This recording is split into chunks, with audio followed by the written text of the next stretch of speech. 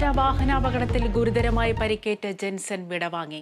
മരണം മേപ്പാടിയിലെ സ്വകാര്യ ആശുപത്രിയിൽ. മരിച്ചത് മുണ്ടക്കെ ചൂരൽമല ഉരുൾപൊട്ടലിൽ ബന്ധുക്കളെ നഷ്ടമായ ശ്രുതിയുടെ പ്രതിശ്രുതവരൻ. RSS കൂടിക്കാഴ്ചയിൽ ADGP അജിത് കുമാറിനെതിരെ തൽക്കാലം നടപടിയില്ല. കൂടിക്കാഴ്ചയും അന്വേഷണ പരിധിയിൽ ഉൾപ്പെടുത്തുമെന്ന് LDF യോഗത്തിൽ മുഖ്യമന്ത്രി. കുറ്റക്കാരനെന്ന് തെളിഞ്ഞാൽ ശക്തമായ നടപടി ഉണ്ടാകുമെന്ന് LDF കൺവീനർ. സർക്കാർ ഉചിതമായ നടപടികൾ എടുത്തിട്ടുണ്ടെന്നും TP രാമകൃഷ്ണൻ. അന്വേഷണ റിപ്പോർട്ട് വരുന്ന മുറയ്ക്ക് തെറ്റ് ചെയ്തിട്ടുണ്ടെങ്കിൽ ഒരു കാരണവശാലും അവരെ സംരക്ഷിക്കില്ല, കടുത്ത നടപടിക്ക് വിധേയമാക്കും എന്ന് PV അൻവറിന്റെ ആരോപണങ്ങളിൽ മുഖ്യമന്ത്രിയുടെ റിപ്പോർട്ട് തേടി ഗവർണർ. നടപടി ഫോൺ ചോർത്തൽ നടന്നെന്ന ആരോപണത്തിൽ. P ശശിക്കും ADGP MR അജിത് കുമാറിനുമെതിരെ വീണ്ടും ആരോപണങ്ങളുമായി PV അൻവർ MLA. ADGPയും RSS നേതാക്കളും തമ്മിലുള്ള കൂടിക്കാഴ്ചയുടെ ഇന്റലിജൻസ് റിപ്പോർട്ട് പൂർത്തിവെച്ചു.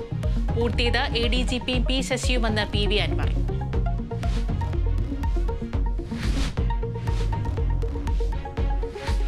ഹേമ കമ്മിറ്റി റിപ്പോർട്ടിൽ മുഖ്യമന്ത്രിയുമായി കൂടിക്കാഴ്ച നടത്തി സിനിമയിലെ വനിതാ കൂട്ടായ്മ WCC. റിപ്പോർട്ടിലെ തുടർ നടപടികളും സിനിമാ നയത്തിലെ നിലപാടും ചർച്ചയായി. ഹേമ കമ്മിറ്റി റിപ്പോർട്ടിനെ ചൊല്ലി നിർമ്മാതാക്കളുടെ സംഘടനയിലും തർക്കം. പ്രൊഡ്യൂസേഴ്സ് അസോസിയേഷൻ നേതൃത്വത്തിനെതിരെ വനിതാ നിർമ്മാതാക്കൾ രംഗത്ത്.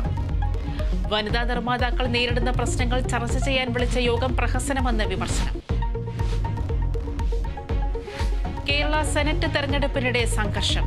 SFI KSU പ്രവർത്തകർ തമ്മിൽ ഏറ്റുമുട്ടി. സംഘർഷം നടന്നത് സെനറ്റ് ഹാളിൽ. തെരഞ്ഞെടുപ്പ് റദ്ദാക്കി.